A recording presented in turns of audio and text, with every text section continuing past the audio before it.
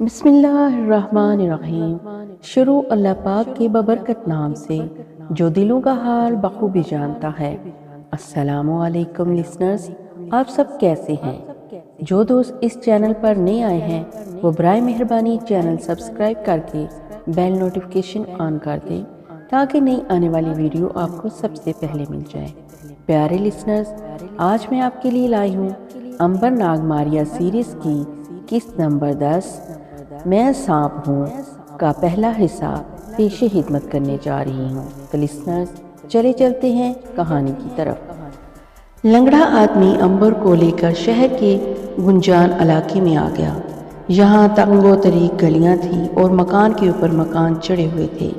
دکانوں پر لوگوں کا شور مچا تھا۔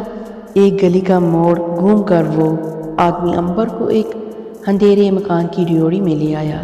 اس مکان پر انگور کی بیل چڑھی ہوئی تھی۔ ڈیوڑی میں اندھیرا اور ٹھنڈک تھی۔ آگے ایک صحن آ گیا جس کے درمیان میں چھوٹا سا فوارہ لگا ہوا تھا۔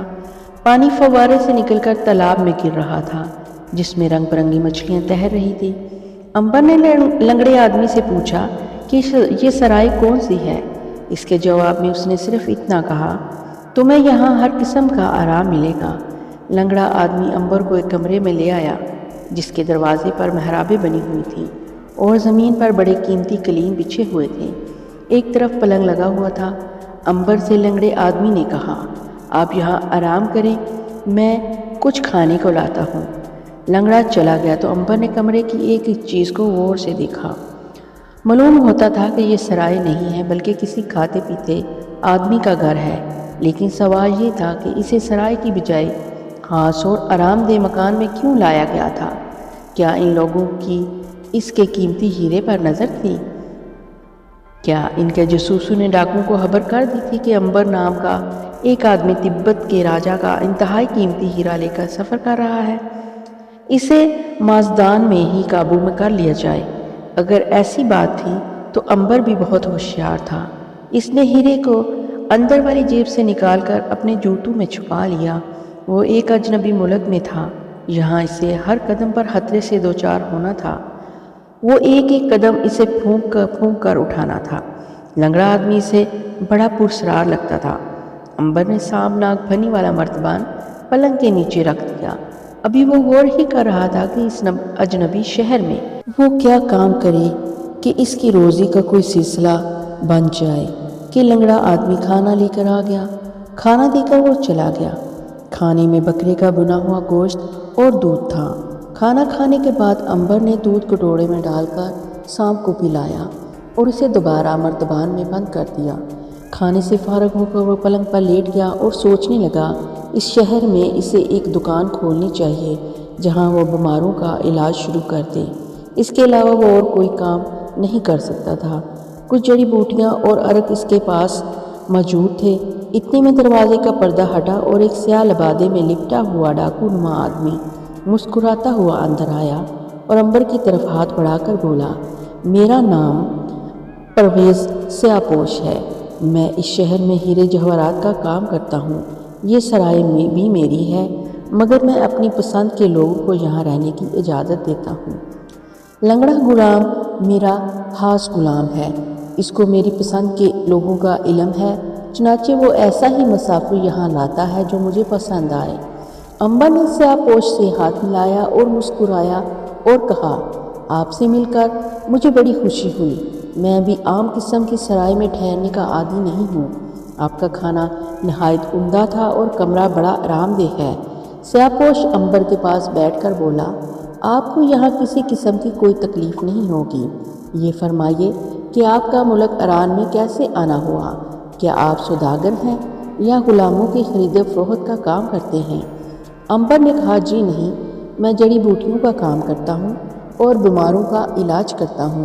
میں تبت شہر میں جڑی بوٹیوں کی تلاش میں گیا ہوا تھا، وہاں سے سیدھا آپ کے شہر میں آ رہا ہوں۔ سیاہ پوش بہت خوش ہوا اور کہنے لگا، یہ تو بڑی خوشی کی بات ہے کہ آپ بیماروں کا علاج کرتے ہیں۔ میری ایک بیوی ہے جو ملک مصر کی رہنے والی ہے۔ میں نے اسے 10,000 سونے کے سکوں کی عوض یمن سے خریدا تھا۔ اسے ایک عجیب بیماری لگی ہوئی ہے، وہ رات کو سوتے میں چلنا شروع کر دیتی ہے۔ کیا آپ کے پاس اس بیماری کا کوئی علاج ہے؟ عنبر نے کہا، ایسی کوئی بیماری نہیں جس کا کوئی علاج نہ ہو۔ میں کوشش کروں گا کہ وہ اچھی ہو جائے۔ مجھے بڑی خوشی ہوگی کہ میری بیوی کی بیماری دور ہو جائے، کیونکہ وہ اکثر راتوں میں اٹھ کر چلنا شروع کر دیتی ہے اور کہیں سے کہیں پہنچ جاتی ہے۔ ابھی پرسوں میں اسے دریا کے کنارے سے پکڑ کر لایا ہوں۔ اگر تھوڑی دیر اور ہو جاتی تو وہ یقیناً دریا میں ڈوب گئی ہوتی۔ اس طرح میرے 10,000 کے سونے کے سکے بھی اس کے ساتھ ہی ڈوب جاتے۔ عنبر نے محسوس کیا کہ سیاہ پوش اس کے پلنگ کے نیچے رکھے ہوئے مرتبان کو بار بار دیکھ رہا تھا۔ آخر اس سے رہا نہ گیا، پوچھنے لگا، کیا اس مرتبان میں بھی کوئی عرق ہے؟ جی ہاں، اس میں جوڑوں کے درد کا ایک خاص عرق ہے۔ کیا میں اسے دیکھ سکتا ہوں؟ سیاہ پوش نے ہاتھ مرتبان کی طرف بڑھایا ہی تھا کہ عنبر نے اسے روک دیا۔ معاف کرے، میں اسے ہوا نہیں لگا سکتا۔ ابھی یہ عرق پوری طرح تیار نہیں ہوا۔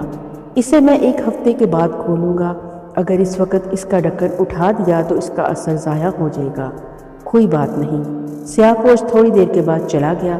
جاتے جاتے وہ یہ کہہ گیا کہ وہ اپنی بیوی کے پاس اسے کل لے کر جائے گا۔ عنبر اس کے جانے کے بعد سوچ میں پڑ گیا کہ یہ شخص حقیقت میں کون ہے، اور اسے بڑا پرسرار لگتا تھا۔ اسے یقین تھا کہ وہ جھوٹ بول رہا ہے، نہ تو وہ سرائے کا مالک ہے اور نہ ہی اس کی بیوی بیمار ہے۔ پھر اسے عنبر کے ساتھ کیا لالچ ہو سکتا ہے؟ کیا اسے علم تو نہیں ہو گیا کہ اس کے پاس ایک قیمتی ہیرا موجود ہے؟ عنبر کو یقین تھا کہ وہ ہیرے کی تلاش میں ہے۔ بہرحال وہ ہر قسم کا مقابلہ کرنے کو تیار ہو گیا۔ اس دوران میں عنبر نے شہر میں گھوم پھر کر معلوم کیا کہ کسی جگہ کوئی ایسی حویلی خالی ہو جہاں بیٹھ کر وہ بیماروں کا علاج کر سکے اور شہر کے بارے میں اور اس ملک کے بادشاہ دارا کے بارے میں معلومات حاصل کر سکے۔ شام کو وہ سرائے میں واپس آیا تو سیاہ پوش نے پوچھا، آپ شہر کی سیر کو گئے تھے کیا؟ میں نے آپ کو چوک میں دیکھا تھا۔ آپ پہلے کہتے تو میرا غلام آپ کے ساتھ ہوتا، وہ آپ کو سارے شہر کی سیر کرواتا۔ عنبر نے کہا، اصل میں سیر کرنے کا تو ایک بہانہ تھا۔ مجھے کسی ایسی حویلی کی تلاش ہے جہاں میں بیماروں کا علاج کر سکوں۔ ارے تو آپ نے مجھ سے اس کا ذکر پہلے کیوں نہیں کیا؟ میری اپنی حویلی ایک چوک میں خالی پڑی ہے، آپ بے شک وہ لے لیں۔ میں آپ سے اس کا کرایہ بھی وصول نہیں کروں گا۔ آپ جتنی دیر چاہیں وہاں رہیں اور اپنا کام کریں۔ کیوں، کیا خیال ہے؟ عنبر بولا، خیال تو بڑا نیک ہے، مگر میں کرایہ ضرور ادا کروں گا۔ سیاہ پوش جھٹ بولا، بھائی اس تکلف کی کیا ضرورت ہے؟ آخر آپ ہمارے مہمان ہیں۔ اگر ہم آپ کی خدمت نہیں کریں گے تو پھر اور کون کرے گا؟ ویسے بھی بیماروں کا علاج کرنا ایک نیک کام ہے۔ آپ بے شک آج ہی جا کر میری حویلی لے لیجئے، میرا غلام آپ کو وہاں لے جائے گا۔ عنبر کو اس وقت ایران کے شہر میں ایک ایسے ٹھکانے کی اشد ضرورت تھی جہاں وہ بیٹھ کر اپنا کام کر سکے اور اس ملک میں اپنی نئی زندگی شروع کر سکے۔ سیاہ پوش کی باتوں سے اسے سازش کی بو ضرور آ رہی تھی، لیکن چونکہ وہ ہر سازش کا مقابلہ کرنے کے لیے تیار تھا، اس لیے اس سیاہ پوش کی حویلی میں اڈہ جمانے کا اس نے فیصلہ کر لیا۔ اس نے مسکرا کر کہا، اگر آپ اتنا ہی اصرار کرتے ہیں تو مجھے کیا اعتراض ہو سکتا ہے بھلا؟ میں آج ہی چل کر حویلی دیکھ لیتا ہوں۔ سیاہ پوش نے خوش ہو کر کہا، مجھے خوشی ہے کہ آپ نے خاکسار کو حکمت کا موقع دیا، لیکن میں چاہتا ہوں کہ آپ کل وہاں جائیں اور یہ رات آپ میرے ہی مکان میں بسر کریں۔ اس سے میری عزت افزائی ہوگی۔ جیسے آپ کی مرضی۔ وہ رات عنبر سیاہ پوش کے مکان پہ ہی ٹھہرا۔ رات کا کھانا اس نے سیاہ پوش کے ساتھ مل کر کھایا۔ لنگڑا غلام بڑی ہوشیاری سے خدمت کر رہا تھا اور دسترخوان پر قسم قسم کے کھانے لا کر سجا رہا تھا۔ کھانے کے بعد عنبر اکیلا ہی شہر کی سیر کو نکل گیا۔ کمرے کو وہ تالا لگا کر گیا تھا۔ وہ نہیں چاہتا تھا کہ سیاہ پوش کو ناگ پھنی سانپ کے بارے میں کچھ معلوم ہو، چنانچہ سانپ کے مرتبان کو اس نے اپنے بستر کے نیچے چھپا دیا تھا۔ شہر میں خوب روشنی ہو رہی تھی۔ یہ ایک بہت رونق والا شہر تھا اور عنبر نے محسوس کیا کہ لوگ بڑی خوشحال زندگی بسر کر رہے ہیں۔ کارواں سرائے کے باہر گھوڑوں اور اونٹوں کی قطاریں بندھی تھیں جن پر تجارت کا سامان لدا ہوا تھا۔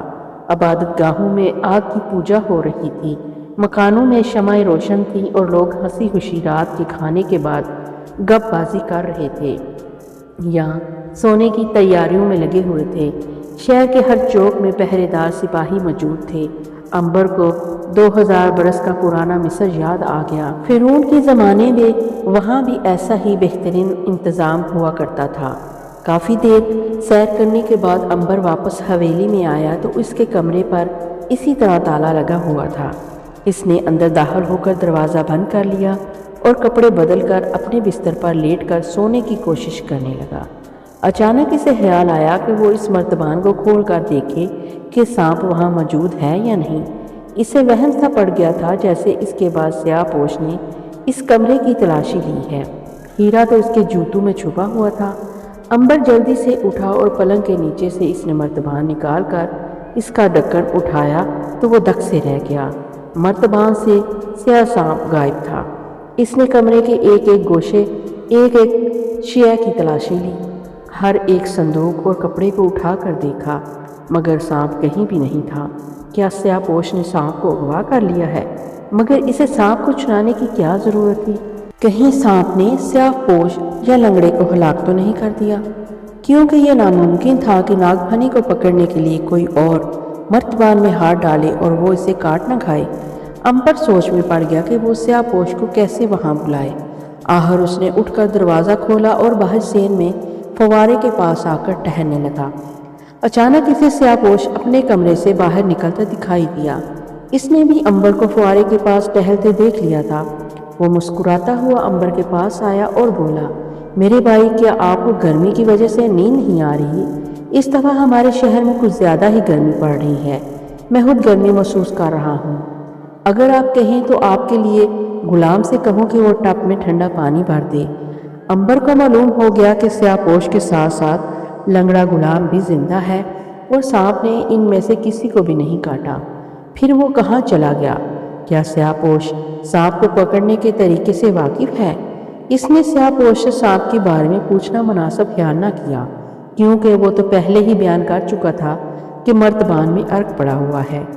اس نے کہا، جی نہیں، گرمی زیادہ نہیں، مگر چونکہ میں تبت کے سرد علاقے میں رہ کر آیا ہوں اس لیے مجھے کچھ زیادہ محسوس ہوتی ہے۔ غسل کرنے کی ضرورت محسوس نہیں ہو رہی، بس تھوڑی دیر ٹہلنے کے بعد طبیعت بہل جائے گی۔ سیاہ پوش بھی امبر کے ساتھ ہی صحن میں ٹہلنے لگا اور اپنی بیوی کے بارے میں باتیں کرنے لگا۔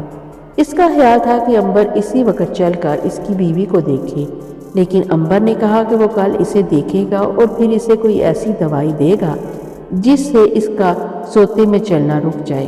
امبر کچھ دیر ٹہلنے کے بعد واپس اپنے کمرے میں آ کر بستر پر لیٹ گیا۔ اس نے دروازہ اندر سے بند کر لیا۔ اسے نیند آنے لگی تو اس نے شمع بجھا دی اور سو گیا۔ آدھی رات کو کسی چیز کے گرنے کی آواز کمرے میں پیدا ہوئی اور امبر کی آنکھ کھل گئی۔ ہڑبڑا کر اٹھنے یا آواز دے کر پکارنے کی بجائے وہ اسی طرح پلنگ پر لیٹا رہا۔ صرف اس نے تھوڑی سی آنکھ کھول کر کمرے کا جائزہ لیا۔ سلاحدار کھڑکی میں سے ہلکی ہلکی چاندنی اندر آ رہی تھی۔ اس مدھم روشنی میں امبر نے سیاہ پوش کو دیکھا کہ کمرے کی دیوار کے ساتھ چوروں کی طرح کھڑا ہے اور اس کی ٹھوکر لگنے سے تپائی پر سے تانبے کا کٹورا نیچے گر پڑا ہے۔ سیاہ پوش کو جب اطمینان ہو گیا کہ امبر کٹورا گرنے کی آواز سے نہیں جاگا تو وہ دیوار سے ہٹ کر آگے بڑھا اور امبر کے بستر کے پاس آ کر اسے غور سے دیکھنے لگا۔ امبر نے آنکھیں بند کر لی اور یوں ہراٹے لینے لگا جیسے گہری نیند میں سویا ہو۔ سیاہ فام نے اب امبر کے کپڑوں کی تلاشی لینا شروع کر دی۔ یہ کپڑے لکڑی کے تخت پر پڑے ہوئے تھے، ایک دیوار کے ساتھ لٹک رہے تھے۔ ایسا لگتا تھا جیسے سیاہ پوش کو کسی خاص چیز کی تلاش ہے جو اسے مل نہیں رہی۔ امبر کو معلوم تھا کہ وہ اس کے قیمتی ہیرے کو تلاش کر رہا ہے۔ یہ ہیرا امبر نے اپنے سرہانے کے نیچے چھپا رکھا تھا اور سرہانے کے نیچے سیاہ پوش ہاتھ نہیں لے جا سکتا تھا۔ امبر کے کمرے کی اچھی طرح تلاشی لینے کے بعد جب سیاہ پوش کے ہاتھ کچھ نہیں آیا تو وہ چپکے سے دروازہ کھول کر باہر نکل گیا۔ اس کے جانے کے بعد امبر کچھ دیر دم سادے بستر پر لیٹا رہا، پھر اٹھا۔ اس نے کواڑ اندر سے بند کر لیے۔ وہ حیران تھا کہ سیاہ پوش نے باہر کھڑے ہو کر اندر لگی ہوئی کنڈی کیسے کھولی۔ وہ کھڑکی کی سلاخوں کے پاس آ کر کھڑا ہو گیا۔ اس نے جھانک کر نیچے گلی میں دیکھا۔ اس کے دیکھتے ہی ایک سیاہ سایہ لپک کر ایک طرف کو ہو گیا۔ امبر نے صاف دیکھ لیا تھا کہ وہ لنگڑا غلام تھا۔ تو گویا وہ لنگڑا غلام بھی سیاپوش کی سازش میں شریک تھا۔ عنبر نے کھڑکی بند کر دی اور پلنگ پر آ کر لیٹ گیا۔ باقی ساری رات اسے نیند نہیں آئی۔ اس نے سرہانے کے نیچے ہاتھ لے جا کر ہیرے کو دیکھا، اپنی جگہ موجود ہے۔ اسے تسلی ہوگی، مگر نیند اس کی آنکھوں سے کوسوں دور تھی۔ پچھلے پہر جا کر کہیں اس کی آنکھ لگی اور وہ دن چڑھے تک سوتا رہا۔ جب لنگڑے غلام نے ناشتے کے لیے دروازہ کھٹکھٹایا تو دن کافی نکل آیا تھا۔ غلام ناشتہ لے کر اندر آ گیا۔ حضور، کافی دیر تک سوئے رہے؟ میں اس سے پہلے بھی 2 بار آپ کا دروازہ کھٹکھٹا کر واپس چلا گیا۔ لیجئے، ناشتہ حاضر ہے۔ میرے آقا آپ کو صبح کا سلام کہہ رہے ہیں۔ آپ اپنے آقا کو میرا سلام کہنا اور اس کا شکریہ ادا کرنا۔ لنگڑا غلام چپکے سے باہر نکل گیا۔ ناشتے کے بعد عنبر نے کپڑے پہنے، قیمتی ہیرے کو اپنی جوتی میں چھپایا اور جب لنگڑا غلام برتن لینے آیا تو اسے کہنے لگا، اپنے آقا سے کہو کہ میں نئی حویلی دیکھنا چاہتا ہوں۔ بہت بہتر حضور، آپ تیار ہو جائیں، میں ابھی حاضر ہو کر آپ کو نئی حویلی لیے چلتا ہوں۔ عنبر کمرے سے نکل کر باہر سین میں آ کر فوارے کے پاس سنگ مرمر کی کرسی پر بیٹھ گیا۔ لنگڑے کا انتظار کرنے لگا۔ اتنے میں سیاپوش بھی اپنے سیاہ لباس میں ملبوس ہو کر وہاں آ گیا۔ اس کا چہرہ بڑا حشاش بشاش تھا۔ رات کو جو اس کو ہیرا تلاش نہ کر سکنے کی نا امیدی ہوئی تھی، اس کا اس کے چہرے پر ذرا سا بھی اثر نہیں تھا۔ اس نے مسکراتے ہوئے عنبر سے ہاتھ ملایا۔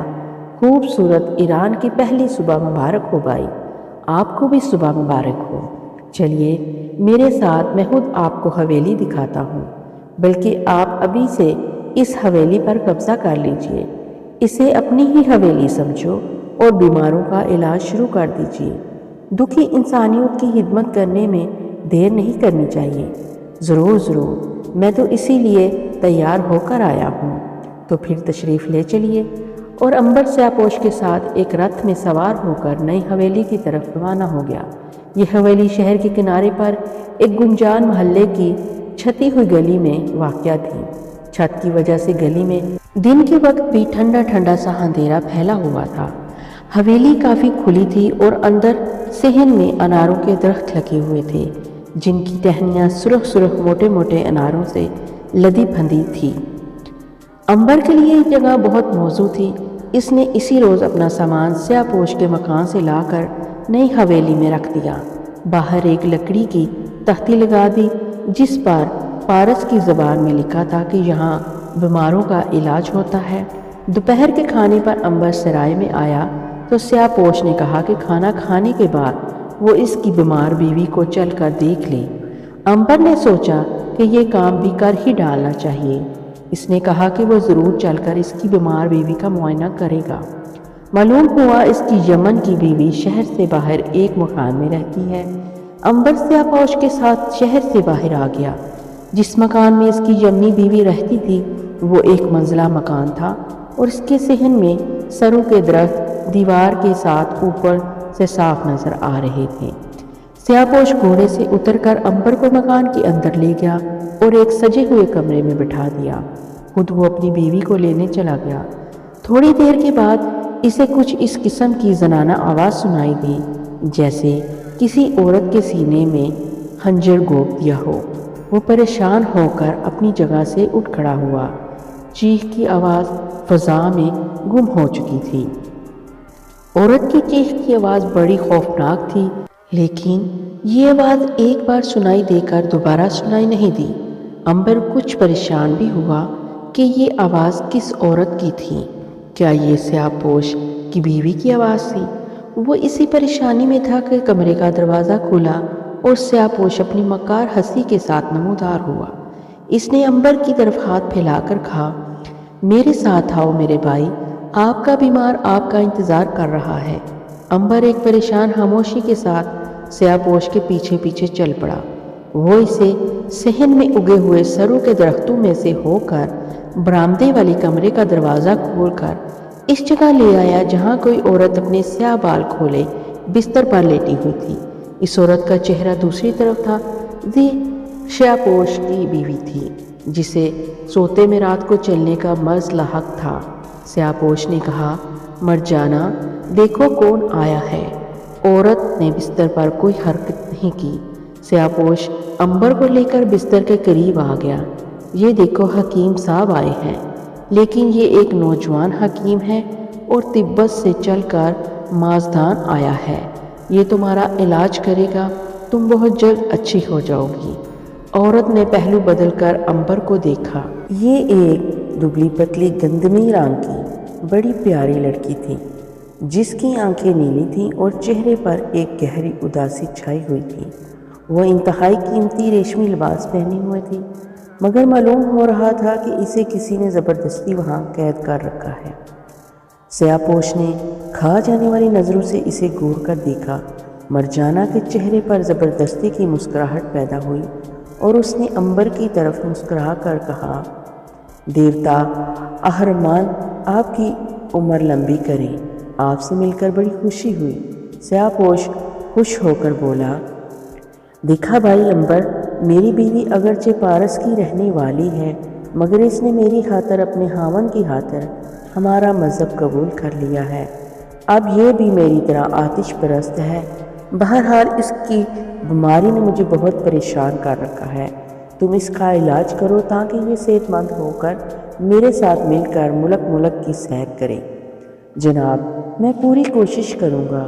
بی بی ذرا نبض تو دکھاؤ۔ مرجانہ نے اپنا ہاتھ عنبر کی طرف بڑھایا۔ عنبر نے نبض دیکھی تو بالکل ٹھیک چل رہی تھی۔ اسے صرف کمزوری محسوس ہوئی۔ یہ کمزوری کسی خوف کی وجہ سے تھی۔ ایسا لگتا تھا کہ مرجانہ پر کوئی دباؤ ڈالا گیا ہو۔ اس پر کسی چیز کا خوف طاری ہے جس کی وجہ سے اس کا چہرہ اداس اور اترا ہوا تھا۔ سیاہپوش نے پوچھا، کیوں میاں عنبر، کیا خیال ہے؟ عنبر نے کہا، آپ کی بیگم صاحبہ بیمار ہیں، ان کا باقاعدہ علاج کیا جائے گا۔ ان کے اندر خون کی زبردست کمی ہے اور ان کا راتوں کو اٹھ کر چلنا اسی خون کی کمی کی وجہ سے ہے۔ عنبر بھائی، میں اپنی ساری دولت لٹا دوں گا، کسی طرح میری بیوی کو صحت مند کر دو۔ میں پوری کوشش کروں گا۔ اس کے لیے مجھے دن میں ایک بار یہاں آ کر انہیں دیکھنا ہوگا اور دعا پلانا ہوگا۔ میرا غلام آپ کو اپنے ساتھ لے کر آیا کرے گا، وہ آپ کی خدمت کے لیے تیار ہوگا۔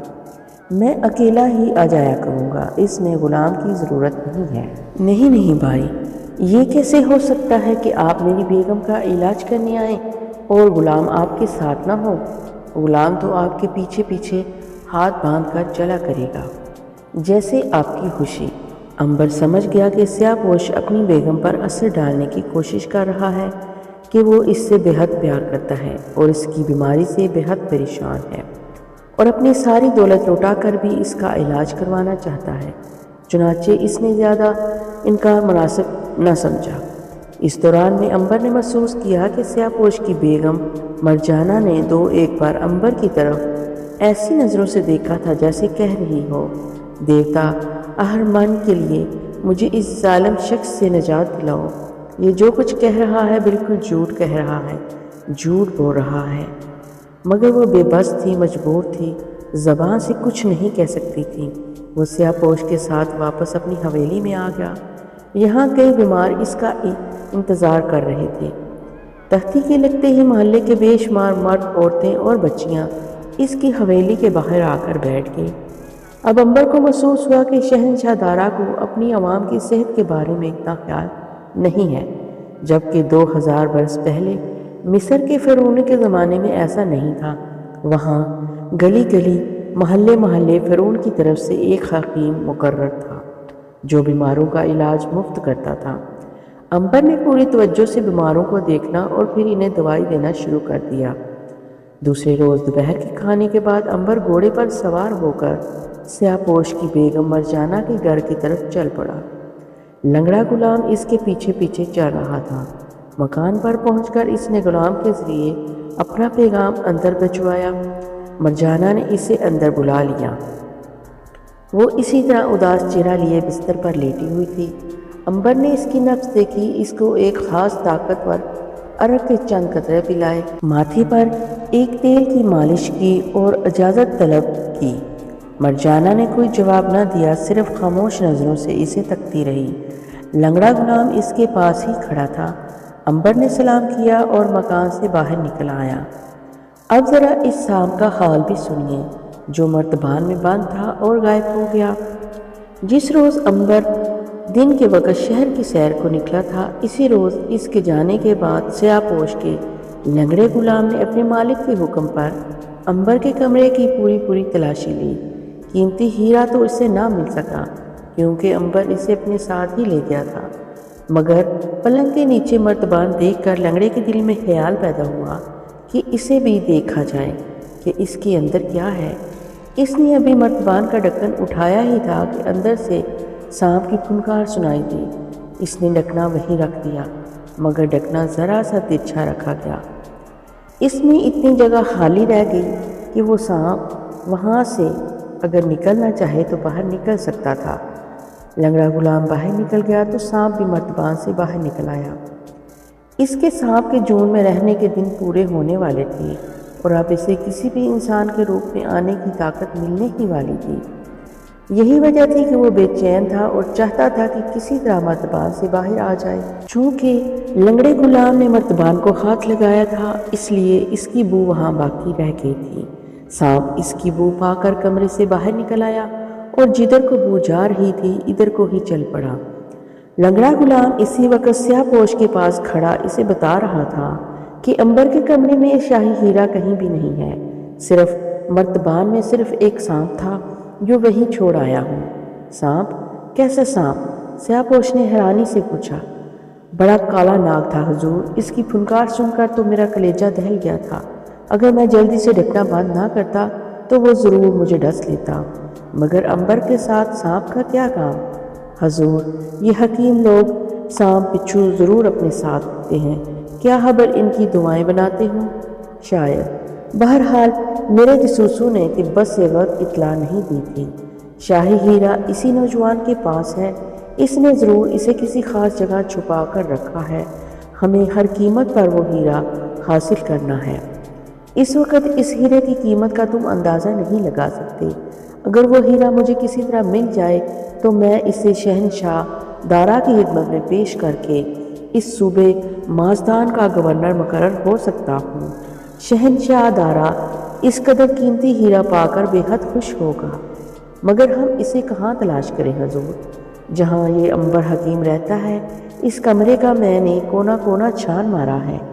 آج رات میں خود جا کر تلاشی لوں گا۔ اور یہ وہی رات تھی کہ جب سیاہ پوش خود تلاشی لینے کے لیے چھپ کر عنبر کے کمرے میں آیا، مگر ناکام واپس گیا تھا۔ ادھر سانپ لنگڑے کی بو برابر اس کے پیچھے جا رہا تھا۔ آخر رات کو اس کے کمرے میں پہنچ گیا، مگر سانپ کو وہاں پہنچتے ہی غلام کسی کام سے باہر نکل گیا۔ سانپ نے اس کوٹری میں رہنا مناسب نہ سمجھا اور وہ حویلی کے صحن میں فوارے کے پاس والے اناروں کے جھاڑیوں میں چھپ گیا۔ جس روز لنگڑا عنبر کو ساتھ لے کر مرجانہ کے مکان پر گیا، اس روز سانپ نے محسوس کیا کہ لنگڑے غلام کی بو غائب ہو گئی ہے۔ وہ دوپہر کے بعد تک وہاں اناروں کے درختوں میں چھپا بیٹھا رہا۔ وہ واپس عنبر کے کمرے میں جانے کے لیے مڑا تو اس نے محسوس کیا کہ فضا میں عنبر کی بو بھی غائب ہے۔ وہ ابھی تک سانپ تھا اور صرف بو سے انسانوں کو پہچانتا تھا۔ لنگڑے غلام کی بو کے پیچھے وہ اس لیے لگا تھا کہ اس نے اسے مرتبان میں پریشان کیا تھا۔ اپنی فطرت کے مطابق اب وہ اسے ہلاک کرنا چاہتا تھا۔ دوپہر کے بعد سانپ نے محسوس کیا کہ لنگڑے غلام کی بو دور سے آ رہی ہے۔ وہ چوکس ہو گیا۔ اس وقت غلام عنبر کو لے کر مرجانہ کے مکان سے واپس آ رہا تھا۔ عنبر تو اپنی حویلی میں چلا گیا اور لنگڑا سیدھا سیاہ پوش کے کمرے میں آ گیا۔ جب وہ اناروں کے درخت کے قریب سے گزرا تو سانپ بھی اس کے پیچھے ہو لیا۔ غلام سیاہ پوش کے کمرے میں چلا گیا۔ اس نے دروازہ بند کر دیا۔ سانپ چاروں طرف گھوم پھر کر اندر جانے کا راستہ تلاش کرنے لگا۔ اندر غلام سیاہ پوش سے باتیں کر رہا تھا۔ کیا عنبر نے مرجانہ کو دوائی پلائی تھی؟ جی حضور، میری آنکھوں کے سامنے دوا پلائی تھی۔ مرجانہ نے حکیم سے کوئی بات کرنے کی کوشش تو نہیں کی؟ نہیں حضور، بالکل نہیں کی۔ وہ تو بس دم سادے پلنگ پر لیٹی رہی اور حکیم اس کے ماتھے پر کسی تیل کی مالش کر رہا تھا۔ لیکن حضور، آخر اس کا انجام کیا ہوگا؟ کیا کہنا چاہتے ہو تم؟ غلام نے دست بدست ہو کر عرض کی، حضور، میں نے آپ کا نمک کھایا ہے، میں آپ کا غلام ہوں، مجھے سب سے زیادہ آپ کی زندگی اور آپ کی سلامتی کی فکر ہے۔ اگر آپ کو کچھ ہو گیا تو میں آپ کے قدموں میں ہی جان دے دوں گا۔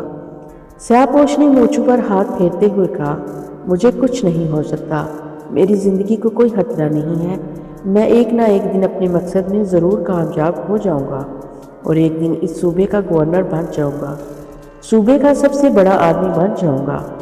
لنگڑا غلام سر جھکا کر بولا، دیوتا اہرمان آپ کو اس سے بھی زیادہ عزت عطا کرے، لیکن آپ کو یہ بات ہرگز نہیں بولنی چاہیے کہ مرجانہ یونان کے صوبے دار یوڈس کی اکلوتی بیٹی ہے جسے آپ اغوا کر لے آئے ہیں، اور یونان کے ساتھ شہنشاہ دارا کی سخت دشمنی ہے، بلکہ شہر میں یہ خبر گرم ہے کہ سکندر اعظم بہت جلد ایران پر بھی حملہ کرنے والے ہیں، اس صورت میں آپ کی زندگی یقیناً خطرے میں ہوگی۔ سیاہ پوش نے کہکا لگا کر کہا، جس شے کو تم میری کمزوری سمجھ رہے ہو، اصل میں وہی میری سب سے بڑی طاقت ہے، میں تو صرف مرجانہ کے صحت مند ہونے کا انتظار کر رہا ہوں، جس روز یہ صحت مند ہوگی اسی روز میں اسے لے کر شہنشاہ دارا کے پاس حاضر ہو جاؤں گا اور کہوں گا کہ عالم بنا، میں آپ کی خدمت میں آپ کے دشمن کی بیٹی گرفتار کر کے لایا ہوں، اور اس کے ساتھ تبت کا شاہی ہیرا بھی ہوگا جو اس وقت عنبر کے قبضے میں ہے، پھر میں اس صوبے کا صوبے دار ہوں گا اور یہ شہر میرے قدموں میں ہوگا۔ لیکن حضور، تبت کا شاہی ہیرا تو ابھی تک ہمارے قبضے میں نہیں آیا ہے، وہ بھی ہمارے قبضے میں آ جائے گا اور مرجانہ بھی صحت مند ہو جائے گی، میں ایک تیر سے دو نشانے لگا رہا ہوں، عنبر سے قیمتی ہیرا حاصل کرنے میں کامیاب ہو جاؤں گا اور وہ مرجانہ کو بھی صحت مند کر دے گا۔ کہو اب کیا خیال ہے لنگڑے؟ حضور، مالک ہے جو چاہے ویسا ہی ہوگا، مجھے تو چونکہ آپ کی سلامتی عزیز ہے اس لیے کسی وقت فکر لگ جاتی ہے کہ کہیں آپ کے دشمنوں کو کچھ ہو نہ جائے۔ بے فکر رہو، سیاہ پوش ایک طاقتور انسان ہے، اس نے اس صوبے کا گورنر بننا ہے اور اسے کوئی شکست نہیں دے سکتا، دیوتا اہرمان آپ کی حفاظت کرے، لیکن ایک بات کا خاص خیال رکھنا تم۔ وہ کون سی بات حضور؟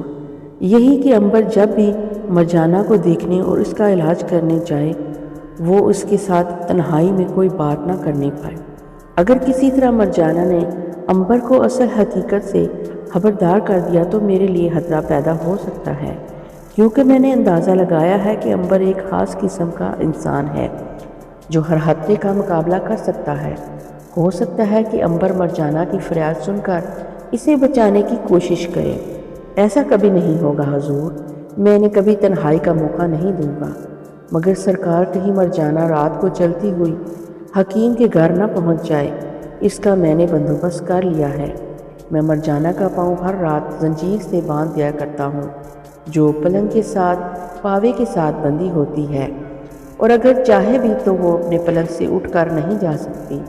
اندر یہ باتیں ہو رہی تھی، ادھر پھنی ناگ نے دیوار کے اوپر چڑھنا شروع کر دیا، روشن دان میں سے اندر کمرے کی دیوار پر رینگتا ہوا نیچے آنا شروع کر دیا تھا، وہ ریشمی پردوں کے پیچھے سے رینگتا ہوا نیچے قالین پر آ گیا اور لنگڑے غلام کی بو پا کر اس کی طرف بڑھنے لگا۔ اس وقت غلام ستون کے سامنے کھڑا اپنے مالک سیاہ پوش سے باتیں کر رہا تھا، سانپ نے یہ موقع غنیمت جانا اور ایک طرف سے آ کر حملہ کر دیا، سیاہ پوش نے عین موقع پر اسے دیکھ لیا، اس نے چیخ مار کر غلام کو خبردار کر دیا، لنگڑا غلام اچھل کر پلنگ پر جا گرا، اس دوران میں سیاہ پوش نے سنگ مرمر کا ایک گلدان اٹھا کر سانپ پر زور سے دے مارا، گلدان اگر سیدھا سانپ کو لگتا تو اس کے دو ٹکڑے ہو جاتے، مگر ستون کے ساتھ ٹکرا کر خود دو ٹکڑے ہو گیا اور اس کا ایک ٹکڑا سانپ کی کمر پر لگا جس سے وہ سخت زخمی ہو گیا۔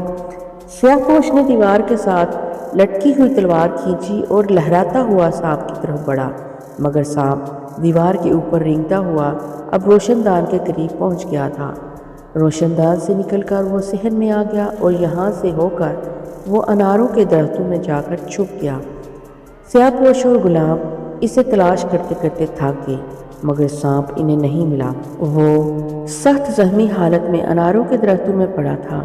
چونکہ سانپ انسانوں کی شکل اختیار کرنے کی طاقت حاصل کرنے والا تھا، اس لیے میں اتنی صلاحیت پیدا ہو گئی تھی کہ اس کا زخم تھوڑی دیر بعد اپنے آپ ٹھیک ہو جاتا، اور ایسا ہی ہوا۔ سانپ جھاڑیوں میں بے سدھ پڑا تھا اور اس کی کمر کا زخم آپس میں ملنا شروع ہو گیا۔ کچھ دیر گزرنے پر اس کا زخم بالکل اچھا ہو گیا۔ اسے دیکھ کر محسوس ہوتا تھا کہ وہ پورا صحت مند اور طاقتور سانپ ہے۔ سانپ صحت مند ہونے کے بعد جھاڑیوں میں سے نکلا۔ ذرا پرے ٹوٹی ہوئی دیوار تھی، اس کے نیچے ایک گہرا سوراخ تھا۔ سوراخ کے اندر جا کر لیٹ گیا۔ اسے عنبر کی بو بالکل نہیں آ رہی تھی۔ سارا دن وہ ساری رات سانپ نار کی جھاڑیوں میں چھپا رہا۔ اسے عنبر کی ہلکی سی بھی بو محسوس نہیں ہو رہی تھی، اور وہ خود عنبر کے گھر جانے کا خطرہ مول نہیں لینا چاہتا تھا، اس لیے کہ اب اس میں انسان کی شکل میں آنے والی طاقت آنے ہی والی تھی۔ اس کی وجہ سے سانپ کے اندر انسانوں جیسی عقل پیدا ہو رہی تھی، اور بو پا کر انسانوں کو سونگھنے کی صلاحیت ختم ہوتی جا رہی تھی۔ اب وہ انسانوں کی آپس میں گفتگو بھی سمجھنے لگا تھا۔ عنبر کو وہ بڑی اچھی طرح سے پہچاننے لگا تھا۔ اسے معلوم تھا کہ عنبر اس کا مالک بھی ہے اور دوست بھی ہے، اور اس نے اس کی جان بچائی تھی۔ وہ جھاڑیوں میں چھپا بیٹھا تھا۔ ادھر عنبر کا دل میں یہ بات زور پکڑتی جا رہی تھی کہ معلوم کرے کہ مرجانہ کون ہے اور سیاہ پوش اسے کہاں سے اٹھا کر لے آیا ہے۔ ایک روز دوائی پلانے کے بہانے مرجانہ کے کمرے میں آیا۔ لنگڑا غلام سائے کی طرح اس کے ساتھ ساتھ لگا ہوا تھا۔ عنبر نے سوچا جب تک یہ غلام اس کے ساتھ لگا رہے گا وہ اپنے مقصد میں کامیاب نہیں ہو سکے گا، لیکن لنگڑے غلام سے پیچھا چھڑانا بھی بڑا مشکل تھا۔ اب ایسا اتفاق ہوا کہ جس کمرے میں عنبر مرجانہ کی تیمارداری کر رہا تھا، اس کمرے میں بھی سانپ نکل آیا۔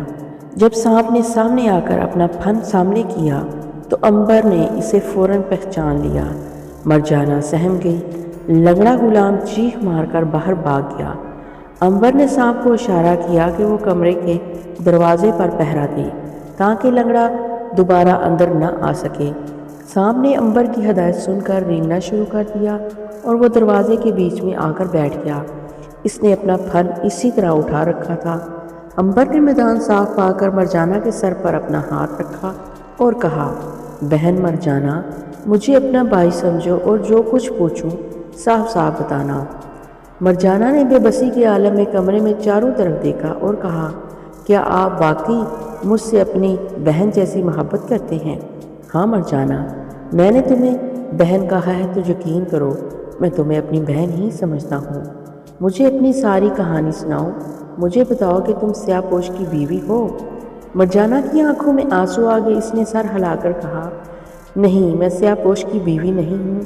عنبر نے حیرانی سے پوچھا، تو پھر تم کون ہو؟ مرجانہ بولی، میرے بھائی، میری درد بھری کہانی سن کر تم بھی رونے لگ پڑو گے۔ میں مرجانہ ہوں، یونان کے صوبے کریٹ کے صوبے دار یوڈس کی بیٹی مرجانہ، اور یہ سیاہ پوش مجھے کریٹ سے اغوا کر کے لے آیا ہے۔ عنبر حیران رہ گیا، تو کیا تم یونانی صوبے دار یوڈس کی بیٹی ہو؟ ہاں، میں بد نصیب یوڈس کی بیٹی ہوں۔ نہ جانے میری جدائی میں میرے باپ کا کیا حال ہوگا۔ عنبر یہ سن کر بے حد پریشان ہوا کہ مرجانہ یونان کے ایک عظیم سردار کی بیٹی تھی اور سیاہ پوش اسے اغوا کر کے یہاں لایا تھا۔ اس نے پوچھا، لیکن وہ تمہیں کس لیے یونان سے اغوا کر کے یہاں لے آیا ہے؟ کیا وہ تمہیں کہیں فروخت کرنا چاہتا ہے؟ مرجانہ نے کہا، میں نے اسے لنگڑے غلام سے کہتے سنا ہے کہ وہ میرے صحت مند ہونے کا انتظار کر رہا ہے۔ اس کے بعد وہ مجھے ایران کے بادشاہ کے حضور پیش کر کے انعام و اکرام حاصل کرنا چاہتا ہے۔ کیا تم واپس اپنے باپ کے پاس جانا چاہتی ہو؟ کیوں نہیں، میں تو اپنے باپ سے جدا ہو کر ذلت کی زندگی بسر کر رہی ہوں۔ کاش مجھے پر لگ جائیں اور میں یہاں سے اڑ کر اپنے پیارے بابا کے پاس پہنچ جاؤں۔ فکر نہ کرو، تمہارا باپ بھی تمہارے لیے کچھ کر رہا ہوگا۔ پیارے بھائی، ایران اور یونان کی آپس میں سخت دشمنی ہے۔ نہ یونان کا کوئی شخص ایران میں داخل ہو سکتا ہے اور نہ ہی ایران کا کوئی شخص یونان میں داخل ہو سکتا ہے۔ ان حالات میں بھلا میرا غم نصیب باپ سوائے اس کی اور کیا کر سکتا ہے کہ وہ ایران اور یونان کی جنگ کا انتظار کرے۔ عنبر نے مرجانہ کے سر پر ہاتھ رکھا اور کہا، نیک دل بہن، گھبراؤ نہیں، تمہارا بھائی تمہاری مدد ضرور کرے گا۔ کاش تم میری مدد کر سکتے، میں ہر ممکن کوشش کروں گا مرجانہ، تم فکر مت کرو۔ ابھی وہ یہ باتیں کر رہے تھے کہ دروازے کے باہر سیاہ پوش نمودار ہوا، اس کے ساتھ لنگڑا غلام بھی تھا۔ وہ قہر آلود نظروں سے سانپ کو دیکھ رہا تھا جو عین دروازے کے بیچ میں پھن پھلائے کھڑا تھا۔ عنبر خاموش ہو گیا اور مرجانہ کی نبض دیکھنے لگا۔ اسے فکر ہوئی کہ کہیں سیاہ پوش سانپ کو ہلاک ہی نہ کر دے، حالانکہ وہ سانپ عنبر کے لیے اس اعتبار سے بھی قیمتی تھا کہ اسے ایک بہت بڑی طاقت قدرت کی طرف سے ملنے والی تھی۔ اس نے سانپ کی طرف دیکھا۔ سیاہ پوش نے دور سے کہا، عنبر بھائی، اس سانپ کو پتھر مار کر ہلاک کر دو، یہ تمہیں کاٹ لے گا۔ بھلا عنبر کو وہ سانپ کیسے کاٹ سکتا تھا؟ اس نے کہا، میں نے اسے مارنے کی بڑی کوشش کی ہے، یہ قابو میں نہیں آ رہا۔ اگر تم اسے مار سکتے ہو تو مار دو، میں خود اس کی وجہ سے یہاں قید ہو کر رہ گیا ہوں۔ سانپ عنبر کی باتیں سن رہا تھا، وہ محض سیاہ پوش کو دھوکہ دینے کے لیے ایسا کر رہا تھا۔ اس نے سیاہ پوش کی طرف ذرا سا پھن پھیلا کر بڑے زور سے پھنکار ماری۔ سیاہ پوش سہم کر پیچھے ہٹ گیا۔ عنبر نے سانپ کو اشارہ کیا وہ راستہ چھوڑ کر اپنی جان بچانے کی کوشش کرے، کیونکہ سیاہ پوش نیام میں سے تلوار نکال کر آہستہ آہستہ سانپ کی طرف بڑھ رہا تھا۔ مرجانہ بڑی حیران ہوئی کہ عنبر سانپ سے کیسے بات کر رہا ہے۔ اس نے سرگوشی میں پوچھا، بھائی، کیا سانپ تمہاری باتیں سن رہا ہے؟ خاموش رہو۔ عنبر نے مرجانہ کو خاموش کرا دیا۔ ادھر سانپ نے عنبر کی بات سن لی تھی۔ اس نے اپنے پھن کو سمیٹا اور پلک جھپکنے کے اندر ہی اندر ایسا غائب ہوا کہ کسی کو نظر ہی نہ آیا۔